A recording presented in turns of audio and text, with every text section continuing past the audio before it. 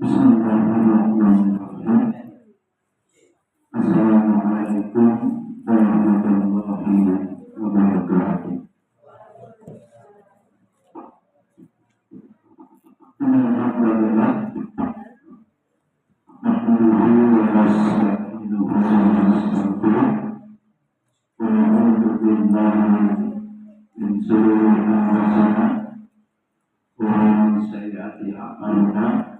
من يهده الله فلا مضل له ومن يضلل فلا هادي له.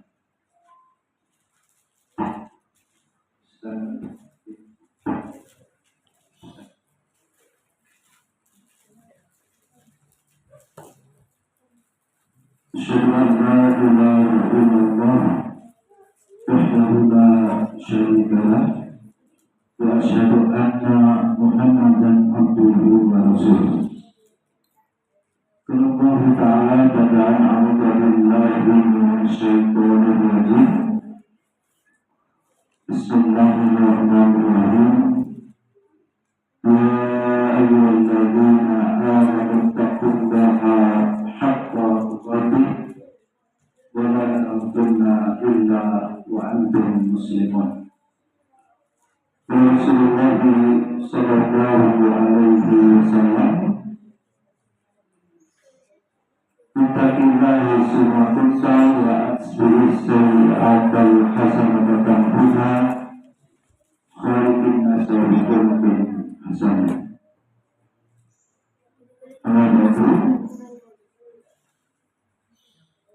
Puji dan syukur senantiasa marilah kita panjatkan kehadirat Allah Subhanahu wa ta'ala. Alhamdulillah binikmatihi tatimmu shalihat pada pagi menjelang siang hari ini kita dimampukan oleh Allah Subhanahu wa ta'ala hadir dalam acara tasawuran kelulusan santri-santri sekolah tahfiz dan media adabi tahun pelajaran 2025-2026 ini dengan tanpa halangan satu apapun. Syukur dalam dimensi kalbu, kita meyakini bahwa seluruh nikmat yang kita peroleh, kita terima tanpa henti itu berasal dari Allah Subhanahu wa ta'ala, bukan cuma-cuma sebetulnya, bukan sekedar biasa. Itu sangatlah mahal, tidak bisa dibeli, tidak bisa kita pesan kemana. Nikmat teragung itu nikmat iman dan Islam. Kemudian sehatul tasawur, sehatnya cara berpikir, cara pandang kita tentang hidup. Bahwa hidup adalah amanah, di dalamnya ibadah, nilainya di sisi Allah, dan berupaya kita menjadi pejuang mengisi hidup kita bukan hanya sekedar seperti umumnya orang hidup, sekedar menumpuk materi, sekedar meraih duniawi. Kita berupaya menjadi khairul ummah, kuntum khairu ummatin ukhrijat linnas ta'muruna bil ma'ruf wa tanhauna 'anil munkar wa tu'minuna billah.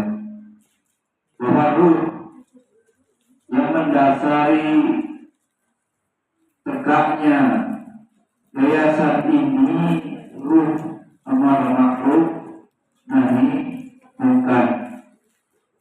Ruh bagaimana kita sadar diri, sadar fungsi sebagai Abdullah wa Khalifatullah fil ard. Kita harus memilih jalan hidup. Nanti diatur jalan hidup bukan hidup sekedar hidup seperti nasihat Buya Hamka. Kalau hidup sekedar hidup, ya terlalu hidup. Ya. Maknanya apa? Tidak memiliki nilai. Nilai yang kita maksud nilai perjuangan menegakkan lillahi kalimatillah, meninggikan la ilaha illallah, nasrul ilmi, menyebarkan ilmu sebagai awal fondasi daripada lahirnya iman. Seperti untuk kita ini apa? Iman, ilmu dan amal. Jadilah itu menjadi adab. Jadi adab itu gabungan tiga-tiganya, bukan sekedar sopan santun, apa ini tutur kata yang halus atau bahasa yang mundur-mundur kayak orang mana itu Jawa yang solo halus, orang Jogja. Kalau Jawa saya Jawa yang kasar, Jawa Timur nggak cocok jadi contoh. Jadi mirip Timur Makassar ya, Mas. Jadi Jawanya kan bukan yang halus. Adalah nilai hidup kita itu di hadapan Allah sesuai obsesi, sesuai yang kita perjuangkan, nilai manusia itu. Maka perjuangan harus dipilih. Dan dalam perjuangan itu pasti ya, ujian, ya, cobaannya sangat banyak, sangat besar, bermacam-macam. Sehingga futur atau berjatuhan di jalan dakwah itu menjadi fenomena yang masif. Keistiqomahan yang kita maksud Amrul karomah wajul beristiqomah itu menjadi barang yang sangat mahal. Ya, menjadi sesuatu nikmat yang elit ya, sulit kita jamin. Dulunya Hanif rajin berjuang, rajin tolabul ilmi, diterpa banyak ujian, akhirnya apa? Putus ya. Akhirnya berjatuhan di jalan dakwah. Maka kita pada kesempatan ini bermohon ya, diberikan terus hidayah, taufik untuk bisa istiqomah dalam menapaki jalan dakwah ini. Kemudian syukur dimensi lisan ya, kita mengucapkan alhamdulillah. Dan itu kemudian harusnya tauhid kita fokus yang paling mulia, yang paling agung, yang paling tinggi, yang kita puja-puji hanya Allah Subhanahu wa ta'ala. Ini berat ya. Banyak kita lihat memuji dunia. Kalau dibilang dunia itu maksudnya kenikmatan yang melalaikan. Orang menghormati manusia lain atas dasar jabatannya, atas dasar kekayaannya, atas dasar kedudukannya di masyarakat, status sosial, bukan karena iman dan ketakwaannya. Padahal di sisi Allah, orang yang paling mendapatkan posisi tertinggi, inna akramakum indallahi atqakum. Kemudian juga inna yakhshallaha min ibadihi ulama. Jadi menjadi profil orang yang takwa, yang takut. Nah, ya Allah ini berat. Sebab ilmu diberikan. Ya, banyak pertanyaan mahasiswa itu di kampus. Orang sudah tahu kebenaran, gelarnya, nilai kuliah agamanya A. Predikatnya komplit, tapi masih korupsi setelah jadi pejabat. Atau contek, tidak takut menggunakan AI, ya, dalam menjawab atau membuat skripsinya palsu, ya, bayar. Tapi kalau nilai itu, dia paham kalau perbuatan itu, dia tahu kalau perbuatan itu dosa, tetap dilakukan. Namanya bagaimana hidayah taufik, ya. Ini terus kita mohon Allahumma inni as'aluka huda. Hidayatul irsyad telah diberikan oleh guru, oleh ustaz, oleh orang tua kepada anak. Tapi hidayatul taufik diucapkan ke dalam qalbu, ya, menjadi keimanan, terinternalisasi menjadi amal perbuatan, terwujud dalam akhlak mulia. Ini betul-betul anugerah yang sangat mahal yang Allah berikan. Ya, walaupun kalau dalam teori pembelajaran sudah diajari, ya, muridnya di sini disedikitkan sengaja biar 1-2 asal pasti bisa terukur mempertanggungjawabkannya, dan ikhtiarnya kita maksimal sampai santrinya itu ini sekolah kok paling lama sak dunia gitu ya. Ulangnya paling full. Ini enggak apa-apa. Inilah bisa bilang Nabi semuanya. Kalau jadi kalau ini bahwa bisa bilang hatta yarji. Jadi kalau dari rumah ini hablar rumahnya jauh ya, dulu ayah hadir. Ayah mau datang, Pak Ustaz, ini masih kopi ya.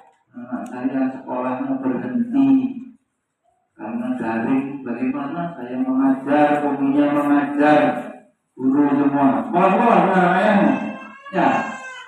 Curhat tadi begitu, kayaknya belum lancar menulis, pengen masuk SD. Oh ya, silakan Pak. Nanti keadaan yang belum lancar ya akan kita maklumi.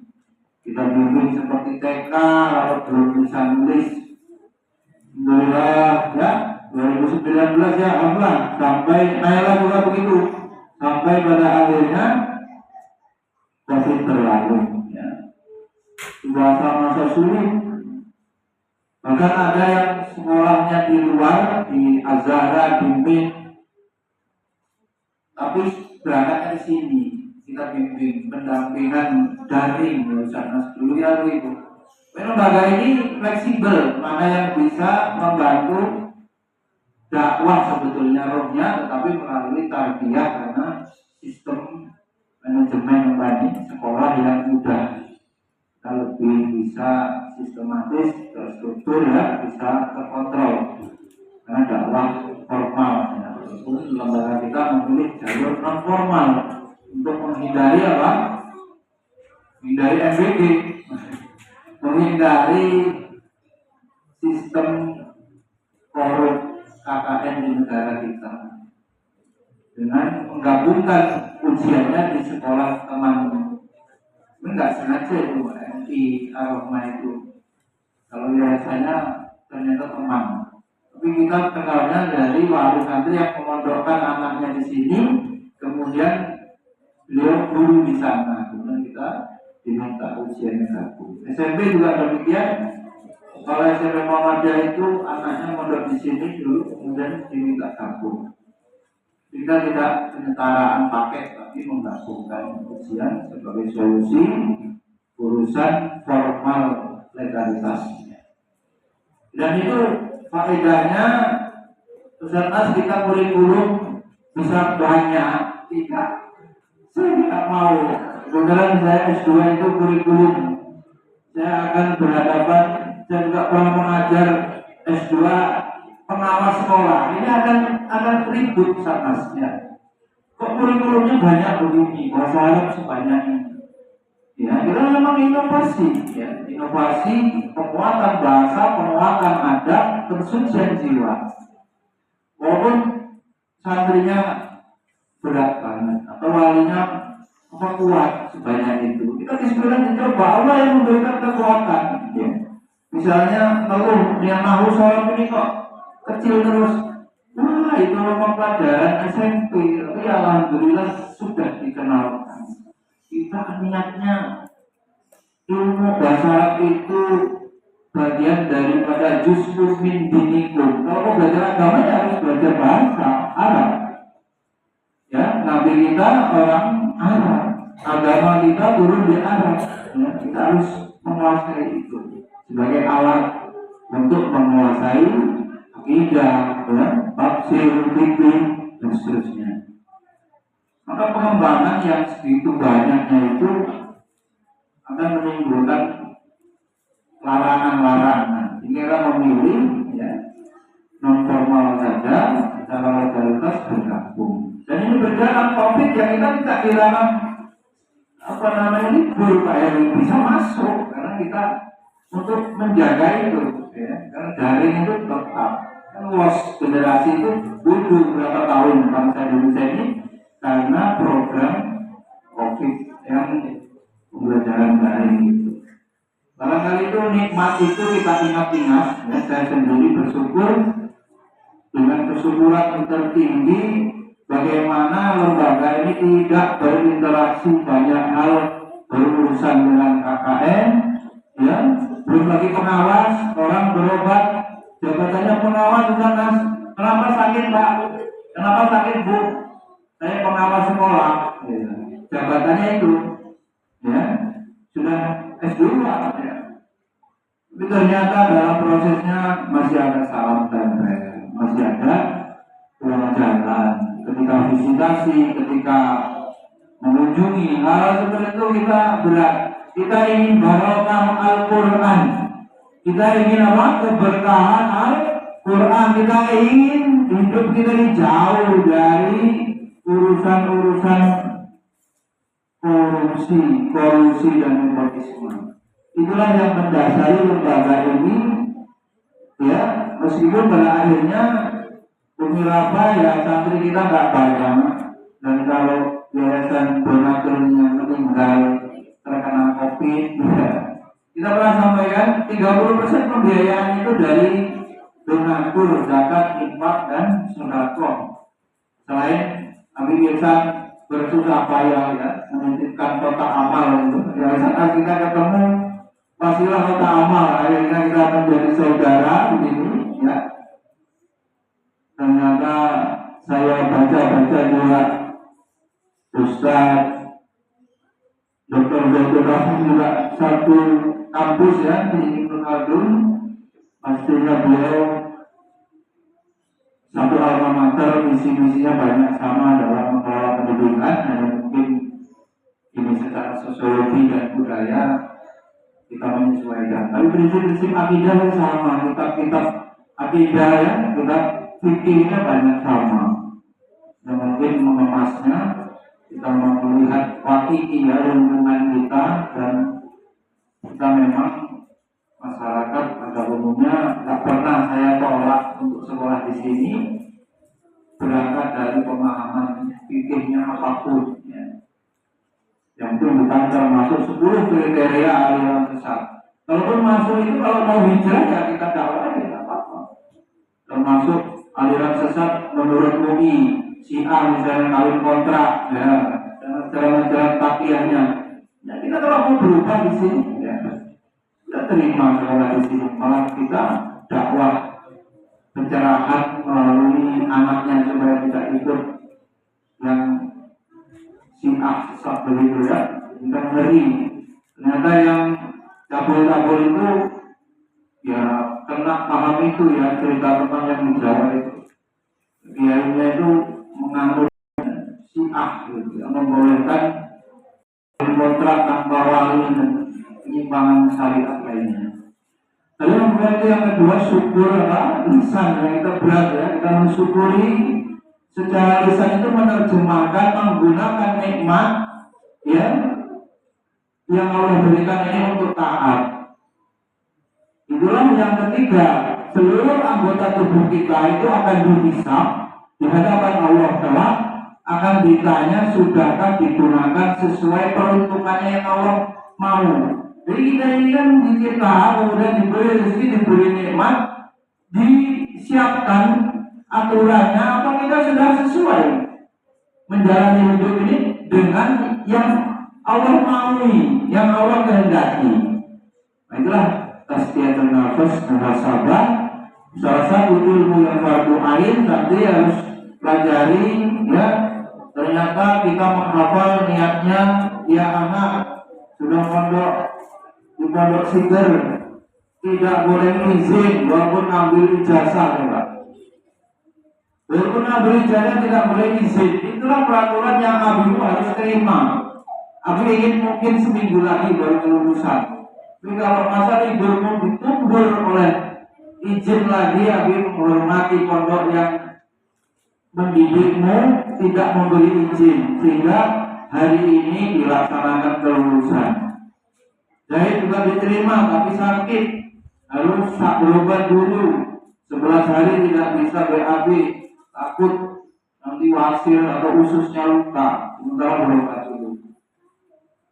Meskipun Abi bisa pindahkan kamu ke sekolah lain, mungkin membayar atau membuat sekolah SMA sendiri, tapi karena sudah berkomitmen menghormati peraturan pondokmu, liburnya hanya 2 hari, maka Abi harus mengalah, memajukan kelulusanmu pada hari ini. Begitulah beratnya kita ingin anak kita menghormati guru yang ada di sekolahnya dan kemudian berhasil dalam menuntut ilmu, gurunya itu berkah ilmunya menjadi ilmu yang nafi. Dan Gus menjelaskan kok cepat, kok mepet, biasanya ada jeda, tapi tidak mungkin ya, kebenaran di sana sudah masuk pondoknya itu agak ini Ustaz Nas.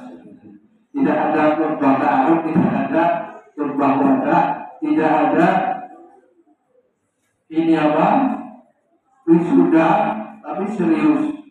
Dan itu berat. Saya sendiri sudah biasa ngurusi santri hampir 10 tahun, berat banget ya. Izin ngambil ijazah aja sulit. Usahanya tidak rela.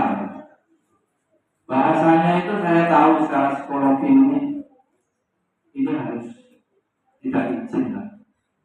Modelnya begitu ya, sudah kita pilih ya, memang beasiswa.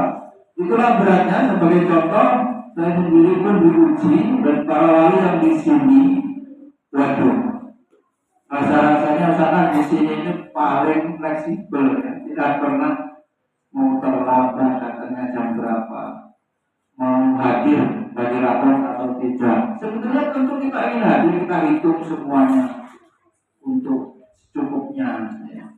Bahkan ada yang sampai kelulusan pun tidak hadir, ya sudah.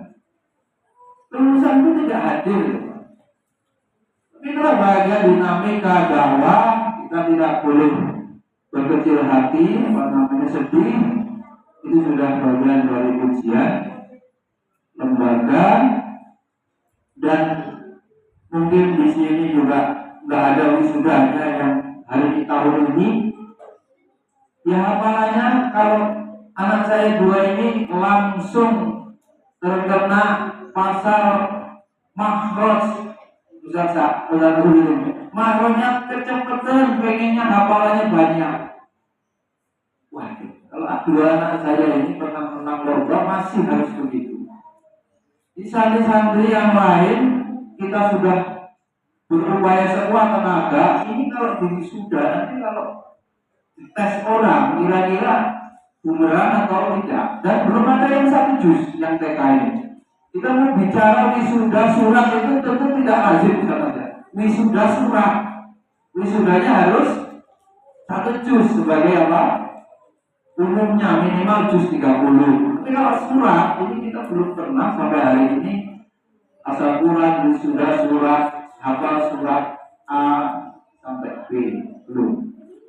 Jadi kalau memang mau begitu yang dilaksanakan, kita sebenarnya mau. Kalau secara tiap tahun pasti ya tergantung yang pantas diwisuda sama jumlahnya dan kesiapan dananya. Keadaan krisis begini, ya tentu kita menyesuaikan, ya, tidak memberat-beratkan diri, dan kita tidak terbebani harus acara yang di gedung, di hotel, kemudian untuk marketing yang lebih meyakinkan. Kita nggak pernah mempromosikan sekolah ini. Kita mungkin berdoa ya Allah kalau masih pantas mendidik, ya mungkin ada santri entah dari langit, entah dari mana yang sekolah.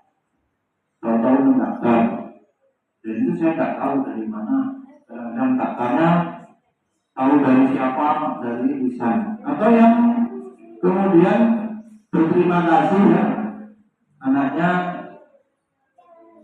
karena saya senang konseling jurusan BK ya. Mau seperti apa supernya ya saya terima. Bagi saya semakin mungkin katanya bandel, ini bagi guru ini pusing ngikutin saya, atau super aktif, ini gurunya kan pusing ya. Jadi saya ya tetap aja kita berupaya dulu, ikhtiar dulu.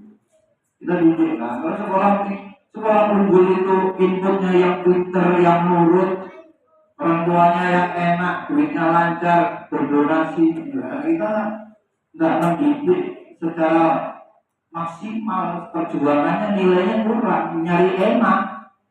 Nah, kita ini apa adanya, duitnya seadanya, semampu kita, inputnya seadanya. Kalau bisa target kita yang masuk itu ilmu fardu ainnya tuntas, itu yang wajib, ilmu akidah, ilmu syariah berhubungan ibadah yang wajib, dan ilmu yang berhubungan menyelamatkan amal, itu yang tasfiyatul nafs.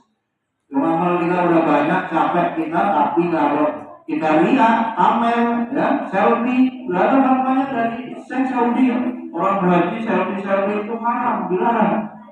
Jadi pahalanya hilang. Karena santri paham, ya kita hanya mencari ridho Allah. Untuk kenangan boleh, tapi untuk dipamerkan menurut ilmu tazkiyatun nafs itu merusak amal. Untuk kayak tadi disimpan kenangan, ini perjuangan kakakku sekolah di sini, ya. Pak Heru tak kuat, saya sekolah TK Pak Heru setengah 10 pulang gitu. Sekolah SD kelas 1 jam 10 ya, di kampung sana di kampung. Sekolah SMP juga pulang madrasah itu saya jam setengah 1. SMA-nya juga pulangnya setengah 2. Ini dari TK setengah 1 pulang itu udah prestasi menurut saya. Sabar dia dikurung, pasti dilarang sama gurunya ribut, diomongin ya. Nah, namanya anak ya, jangan lempar-lempar, jangan lari-lari, itu pasti diomongin. Anak kita kuat 1 tahun. Oh saya bayangkan bapaknya atau saya sendiri mungkin nggak kuat kalau begitu terus. Anak sekarang bisa kuat, alhamdulillah ya. Tentu kuat itu Allah memberikan kekuatan anak kita bersabar. Habib sakit gigi, saya sampaikan sakit gigi Pak Ustaz kasih jarak pagar. Oh iya, kasih ya, alhamdulillah bisa sampai sore bertahan. Itu perjuangan-perjuangan yang harus kita apresiasi, bahwa anak-anak kita sudah mau ya mandiri ya, sudah kuat bertahan di sekolah. Malah terakhir ini sampai jam berapa? Jam 16.15. Itu udah pasti kalau di dalamnya diisi amal soleh semua, itu pahala melimpah guru dan orang tuanya. Berbeda dengan di rumah yang kemudian belum jelas apa dia main, bisa mubah perbuatannya, bisa haram perbuatannya, karena waktu itu yang menentukan diisi apa. Alhamdulillah, dari Allah, seluruh nikmat yang Allah berikan kita gunakan untuk taat. Itulah syukur yang kita maknai, dimensi syukur yang ketiga ya. Pertama qalbu, mengimani. Yang kedua lisan, kita kemudian memuji Allah. Yang ketiga, kita menggunakan seluruh nikmat untuk taat kepada Allah. Kita berhasil ya mengkondisikan anak kita belajar full. Belajar full itu nikmat waktu asli ya, supaya waktunya betul-betul bernilai tolabul ilmi.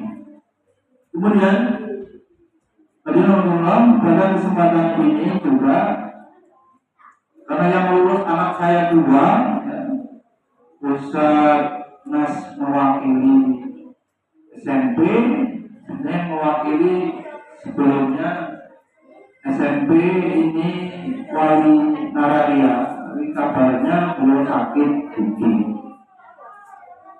Nah, kesempatan ini ya saya mengucapkan terima kasih kepada para asatidzah yang telah mendidik anak saya ya, anak untuk SMP, sekaligus saya mewakili mengucapkan terima kasih yang tak terhingga yang sabar selama ini mendidik Zahid. Psikologi dan beberapa fakta orang yang konsultasi dan berobat, anak nomor 2 lebih lumayan bandel daripada anak nomor 1. Nah, saya ini termasuk yang begitu ya, dengan segala cara menangis ya, darah pun ya, kasarnya bapaknya itu supaya dia jangan ganggu Rafa, jangan ganggu Makil, itu buat tahu-tahuan bapaknya itu, gualaknya itu ya, sampai kamu aslinya kelas 5 ya, pengen ambil kamu tahun depan, tapi kamu udah pengen lulus, dan itu kamu silin santri yang ada sini, sudah kamu lulus duluan saja, gak usah lulusnya tahun depan. Ini Zahid itu aslinya kelas 5 ya, umur 12 tahun, udah pengen lulus. Saya tanya ke tempat bergabung ujian, bisa nggak? Waduh, bulan Desember nih, apa bisa? Dicoba didaftarkan di Dapodik, kok bisa? Bulan Desember tahun lalu. Akhirnya Zahid bisa lulus di tahun ini dengan umur yang 12 tahun. Termasuk Rafa yang saya naikkan 1 tahun, sekarang dikuatkan ini, dikuatkan Pak Heru 5,5 tahun dengan surat psikolog boleh. Jadi apa nggak masalah kelas 5 ini. Jadi kenapa kita kan ada, ini mampu untuk kelas 5 nanti, jadi nggak masalah. Di sekolah barunya nanti silakan diuji. Kalau umurnya sudah nggak masalah, karena diurutkan. Belum kita daftarkan nisen, karena memang dulu yang pondok itu bentar-bentar masuk, bentar-bentar keluar dari. Wah, nggak berani ini, baru kita daftarin, pindah. Banyak dulu kasusnya. Jadi kita nunggu dia betul-betul nggak mau keluar, betah di sini, baru kita input. Itu di sekitar kelas 5, pas semester kedua. Jangan beda lagi ya, kalau beda lagi susah. Rayon, Dapodik segala macam ribet. Siap lulus di sini, baru kita daftarkan. Di antaranya itu, nah dulu kita menerima sampai kelas 4 pondok itu, kelas 4 tahun setengah baru kita daftarkan untuk pendaftaran nisen untuk ujian. Nah, seperti itu ya. Lalu kemudian selanjutnya selaku ketua yayasan ya dan kepala sekolah ya, merangkap itu kenapa? Karena kalau urusan dakwah ini yang paling banyak membernya kan yang ketua-ketua nih, ya kan? Ya saya ya OB, ya saya ya tukang bersih-bersih. Itu juga efisiensi, dan memang kalau kita idealkan struktur organisasi itu seperti lembaga yang duitnya banyak, mustahil. Kalau tidak ada berjalan dakwah itu kecuali ada orang yang mau berkorban, termasuk karir saya sendiri ya nggak apa-apa, tidak full di kampus ya, karena nggak bisa. Sekolah ini yang paling menentukan bagaimana guru. Dari sampai guru itu nggak kuat. Guru itu jarang yang sampai kuat lama dengan menahan beban itu. Ya. Dulu ada anak yang kebutuhan khusus juga pernah sekolah di sini, ya nggak apa-apa. Karena itu fardu ain yang kita tekankan supaya dia bisa sholat supaya dia bisa tahu hukum-hukum fikih yang wajib, ya, ilmu sekuatnya, ilmu fardu kifayah semampunya. Begitulah adab kita kepada ilmu. Dalam kesempatan ini alhamdulillah para wali santri ada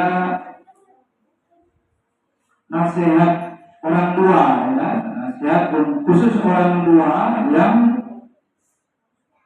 perlu kita renungkan bersama dan mudah-mudahan bisa semakin menguatkan, semakin meningkatkan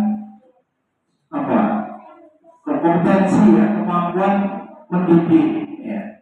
Tugas orang tua yang harus kita jalankan, qul anfusakum wa ahlikum naro.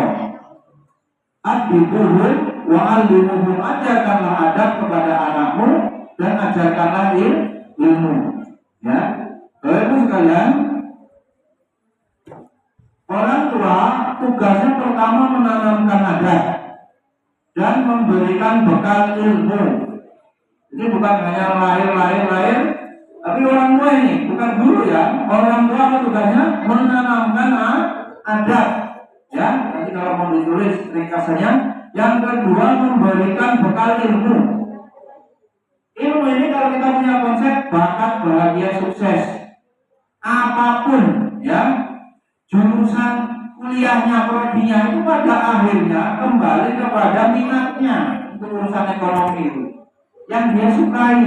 Maka kita gali bakatnya bisa melalui tes, bisa kita lihat yang paham psikologi, intelijensi, kemudian bakat-bakat itu dari nilainya, dari keseharian, kesukaannya, kemudian minat anak itu, dan berikutnya dia akan sukses, ya.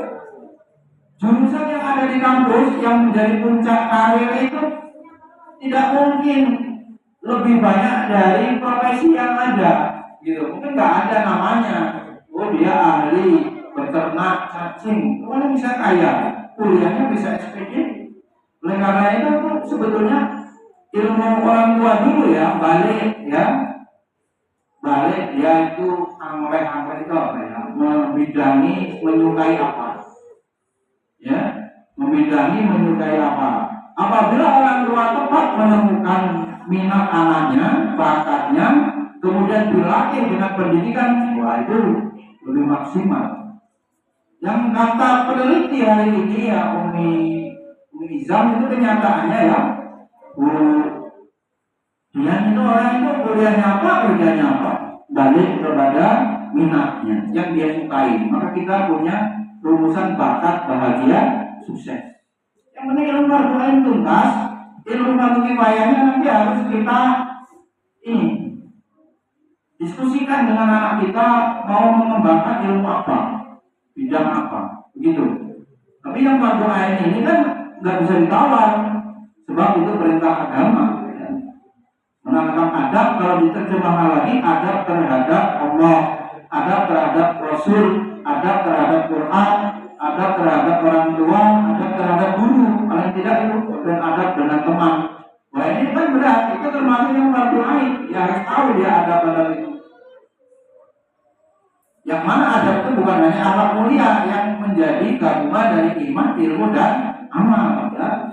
Kalau mungkin belum mendalami betul, mungkin sekolah adab biar anaknya nurut, anaknya sopan, enggak itu. Karena adab tertinggi adab kepada Allah, dia harus bertauhid, tidak boleh syirik, tidak boleh bunuh kawi, dan penglaris, ya, tidak boleh memelihara pocong, ya, apa ini, hal-hal yang musyrik, ya, boleh, itu tidak mau tauhid, ya. Dari dua tadi, ya, orang tua, ada metodenya, ada 5, ini mungkin bisa diringkaskan. Orang tua sukses mendidik anaknya, yang pertama harus mencontohkan, mencontohkan, dan memang kalahnya guru-guru, dosen, profesor dengan Rasul itu, ya, karena Rasul sudah melakukan, ya. Abrahmatan indallah antakulu malatak alun. Apakah Nabi Rasulullah itu suatu hasanah. Jadi tidak ada metode yang terbaik dalam mendidik anak kecuali dicontohkan bapak ibunya. Apapun anak kita sebagai peniru, ulung, imitasi, ya, mengikuti, ya, menduplikasi, maka contohkan yang baik. Banyak ulama memberikan kesimpulan, ya kalau mau anak baik, orang tua baik dulu. Bagaimana caranya? Orang tua menjadi contoh, qudwah, panutan. Itu yang pertama, ya. Metode yang kedua, anak bisa dididik dengan baik berhasil bila dibiasakan.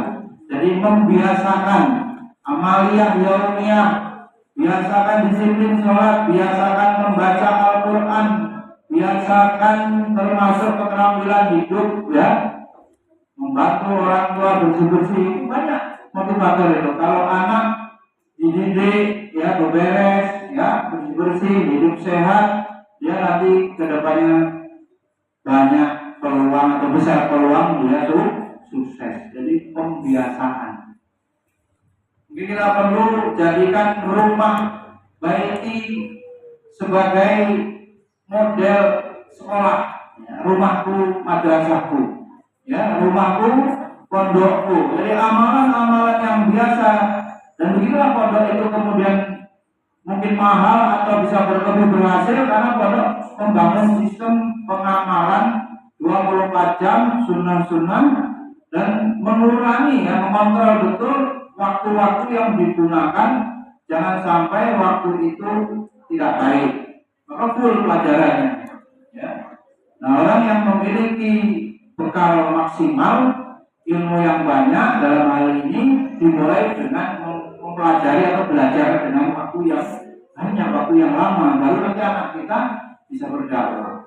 Dan jangan khawatir kalau nanti anaknya misalnya Iza ingin jadi arsitek atau dokter di bidang umum, itu nggak masalah. Nanti di SMP dan SMA-nya setelah ilmu fardu ain selesai, perkuat ilmu fardu kifayah. SMA-nya nanti, ya, bagaimana dia mempelajari ilmu yang fardu kifayahnya. Kemudian ilmu yang mubah, ya, senang bahasa, senang teknik, IT, kita tanya, ya. Yang penting orang tua beres ilmu fardu ain, ya. Selama dia SD ke bawah atau kalau kuat sampai SMP ke bawah dari TK. Bahkan ada yang dari PAUD, ya, sebelum TK. Lalu itu yang kedua, yang membiasakan. Awak bisa apa? Karena biasa, ya. Ini metode yang kedua. Yang ketiga, metode cara mendidik anak supaya sukses itu memotivasi. Ya, memberikan motivasi loh. Siapa sih yang tidak pengen masuk surga? Pengen. Tapi kadang-kadang orang tuanya lupa yang ada instruksi, perintah. Ya, memberi semangat kadang kurang. Atau mungkin ada orang tua yang dalam parenting itu ada tipe orang tua kayak tipe kuburan, bersebelah tapi enggak saling tegur, saling sapa. Bahkan suami istrinya model begitu. Jadi gimana orang tua kayak kuburan itu? Barangnya gimana, cuma bayar SPP aja.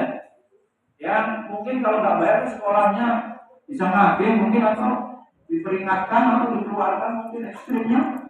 Nah orang tua fokus pada itu. Nah ini kayak kuburan, jadi sebelah ada mayat satu, kuburan satu, kuburan dua. Nah ada ketemu. Ada yang mondokin anak itu 3 tahun, bapaknya sama sekali belas nggak nelpon, nanyakan anaknya. 3 tahun kalah ini. Selama ini siapa yang ngurusin? Cuma ibunya. Lebaran pun pernah saya tanya, bapak lebaran Idul Fitri itu pulang apa enggak? Enggak. Terus kamu enggak ketemu? Ya enggak. Oh, pas setelah Syawal masuk pondok, ini bapakmu pulang ya? Iya. Bilang bapakmu pulang, terus kamu nggak pengen ketemu? Ya bapakku nggak nanya aku lebih, ya berarti aku nggak suruh pulang. Akhirnya bapaknya sampai selesai awal cutinya habis balik lagi, nggak ketemu itu.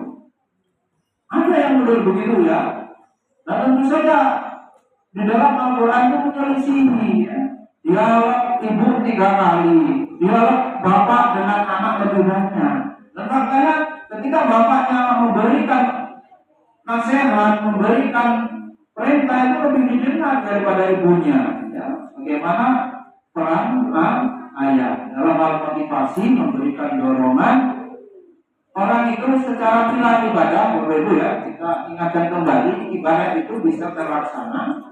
Itu pilarnya pertama itu karena dia khauf.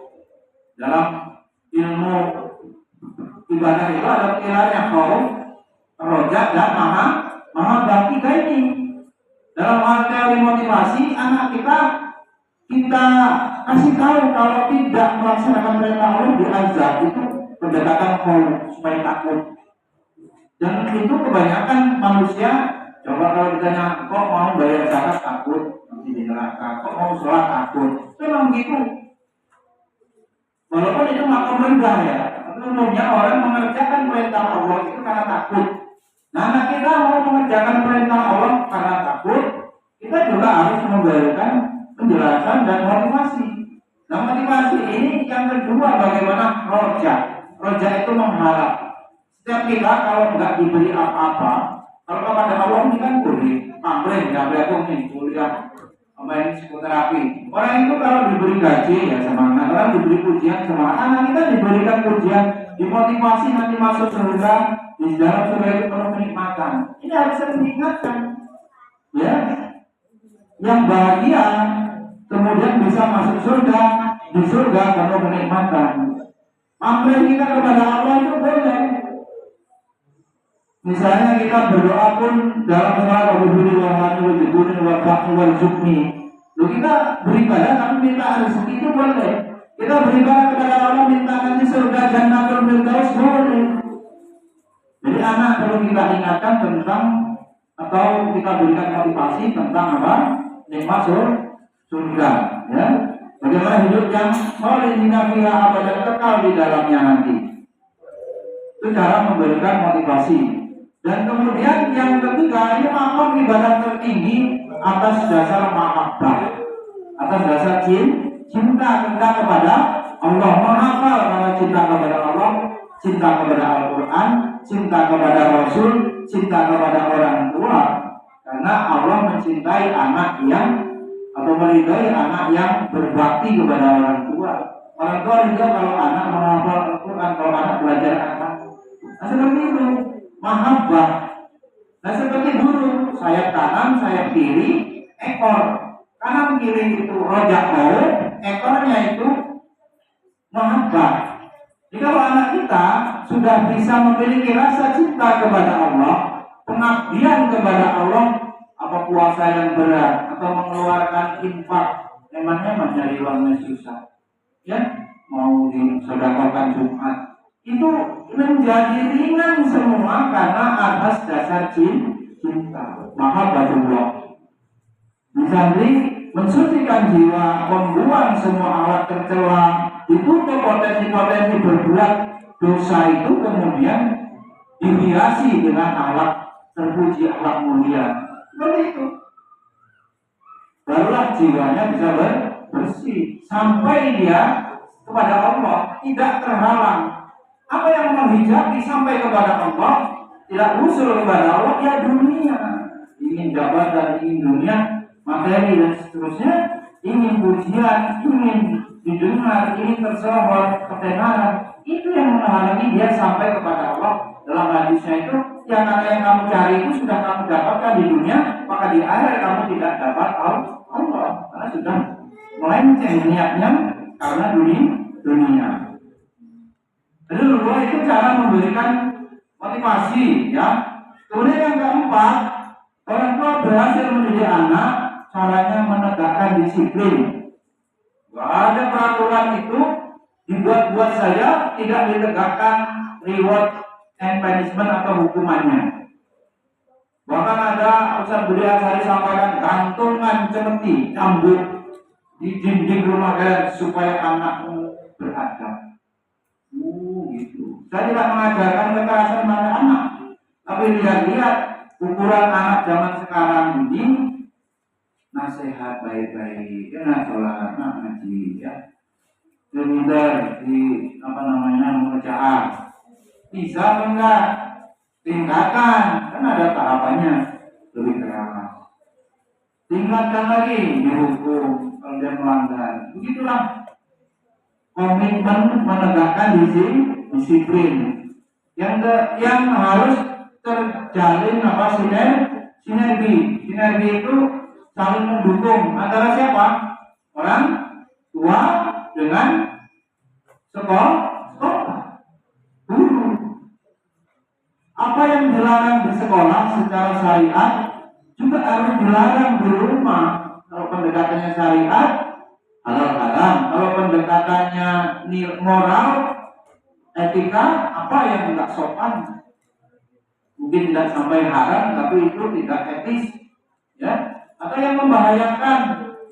Maka hidup ini selesai masalah bila dikonsultasikan atau merujuk kepada ahli ilmu, kemudian ahli hukum. Artinya kalau ada masalah, orang bertanya, coba secara hukum syariat, kelakuan suami seperti ini benar apa enggak? Kelakuan anak seperti ini, adab suami istri sudah benar belum? Untuk anaknya jadi kayak begini, sudor, pinjol, bunuh diri, apa ini motong tangan, kesini, stres, depresi. Cuma dicek, dididik agama belum. Pakai pendekatan ilmu syar'i. Yang kedua itu pengetahuan secara ilmu psikologi, ilmu parenting. Kalau main HP terus-terusan, malam main HP itu membahayakan atau enggak? Terus di sekolahnya ngantuk. Nanti kalau dia diomongin guru, melawan, terus gurunya gimana? Apa hanya gurunya suruh diam, apa harus tegas? Sebenarnya ada konsekuensinya. Kalau dibiarkan bagaimana, kalau ditegasin bagaimana? Guru nggak ada ingin menyakiti, ya. Pada dasarnya kita sampaikan semuanya tentu harapannya yang baik. Hanya keadaan anak-anak yang kadang-kadang harus dibentak, ya. Itu pun bagian daripada kasih sayang, ya. Kasih sayang itu tidak selalunya kasih uang apa dipuji-puji. Tapi kalau salah diingatkan supaya tidak terus dalam kesalahannya, itu juga bagian dari kasih sayang dalam ilmu parenting. Yang terakhir dari Allah, bagaimana tugas orang tua supaya berhasil mendidik anaknya, mendoakan. Doa silahul mu'min, doa itu senjatanya orang beriman. Doa wal ibadah, doa muhul ibadah, doa itu inti ibadah. Nah, doa ini hubungannya dengan tauhid. Mungkin Bapak Ibu profesinya enggak kayak saya. Saya kalau sudah berantem harus melawan jin yang enggak keluar-keluar, itu saya itu mau minta tolong siapa? Semua ayat yang saya hafal, ibarat jurus orang perang, pemirsa, sudah dikeluarkan. Surat ini sudah, surat penyiksaan sudah, surat lembut-lembut sudah. Itu mau apa? Selain kita bersandar, ya, Hasbunallah wa ni'mal wakil. Ya, pernah dalam kesempatan itu, ya kalau nggak ditolong-tolong kita mati dibunuh jin. Jinnya sangat kuat. Ini sebagai contoh, maka orang tua tentu tidak sendiri ngurusin perang melawan jin, ya. Orang tua mendidik anak sendiri, ya. Ada darah orang tuanya, ya, keduanya. Tadi di situ nilai-nilai genetik kebaikannya ada juga turun, walaupun mungkin sedang muncul karena manusia diilhami apa? Alhamaha fujuraha wa taqwaha, ya. Sekolah pasti mengajarkan yang baik, ya, mengajarkan bagaimana anak-anak bisa berakhlak mulia, beradab yang baik. Tapi potensi anak itu sendiri waktu masuk bisa jadi belum muncul, atau setiap tahun bulan pertama belum muncul, bulan kedua muncul. Ujurnya ini muncul, sekolah tutup. Bukan gitu, muncul mau nakal lagi, buri-buri tutup lagi, jelaskan hukumnya, nasihatnya terus. Nah, ini semua terus berulang hingga Allah memberikan pertolongan. Tidak ada guru yang hebat kecuali guru Rabbani yang menyandarkan berdoa kepada Allah. Demikian juga orang tua, tidak ada orang tua hebat kecuali dia ditolong oleh Allah, ya. Banyak sekali penjelasan ulama akibat maksiat dan dosa orang tua ini berpengaruh kepada kenakalan anak, berpengaruh pada perilaku negatif anak. Dan kebanyakan juga malah orang yang berkiprah, berjuang di kiprah, berjuang di bidang pendidikan itu tidak sedikit kata Kiai Hasyim Asy'ari diuji anaknya sendiri. Terus sponsor juga, didik puluhan ribu santri anak orang itu gampang. Gak ada sebanding-bandingnya didik anaknya sendiri. Ya dulu udah jadul ini juga sering mempelai Gus Kausa itu karena anaknya sendiri bandel. Ya, pukulan dalam Islam Bandoi yang mubalik, pukulan yang tidak melukai, yang bukan untuk menyiksa, itu diperbolehkan di tempat-tempat yang tidak menghinakan di kaki. Begitulah Islam kemudian lengkap, ya, nggak ada teori parenting yang paling hebat kecuali parenting dari Nabi kita Muhammad Shallallahu Alaihi Wasallam. Sudah terbukti kok, sudah terbukti orang kafir, orang-orang musyrik yang mereka jahiliyah awalnya tercela bisa berubah. Ya, serosot dahulu Islam, lapang dada mereka menerima Islam. Oleh karenanya kita orang tua perbanyak, ya, istiqomahkan, selipkan dalam setiap sholat, yang kemudian kita berdoa setelah sholat atau di waktu-waktu mustajab, di waktu qiyamul lail atau antara azan di Iqamah, waktu asar hari Jumat, itu kita bagaimana mendoakan anak kita, Rabbil habli minas sholihin, ya.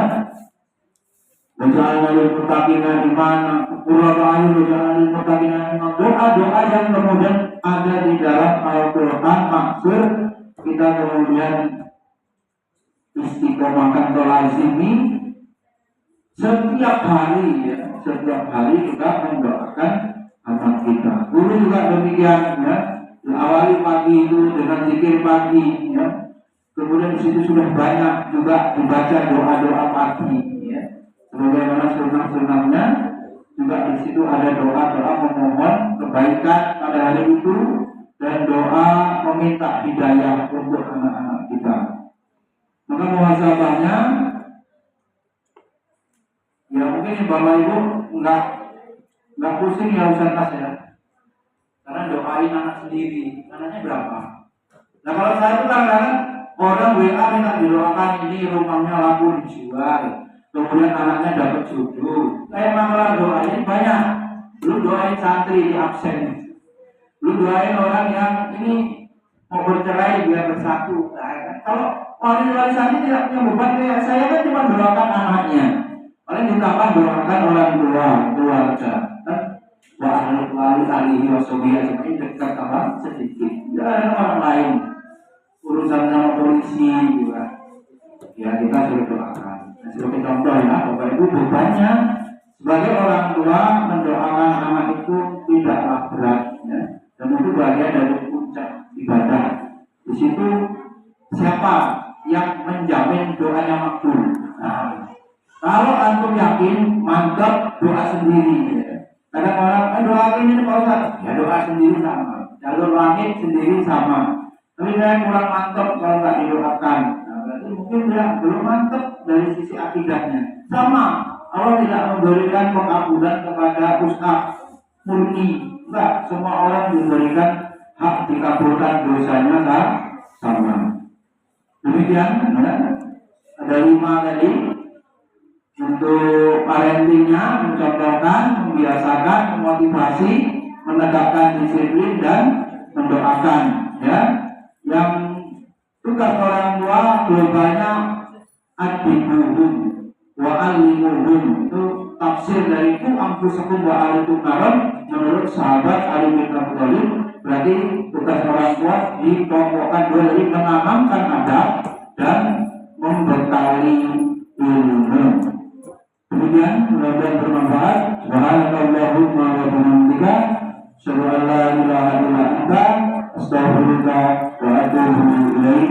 Wassalamualaikum warahmatullahi wabarakatuh.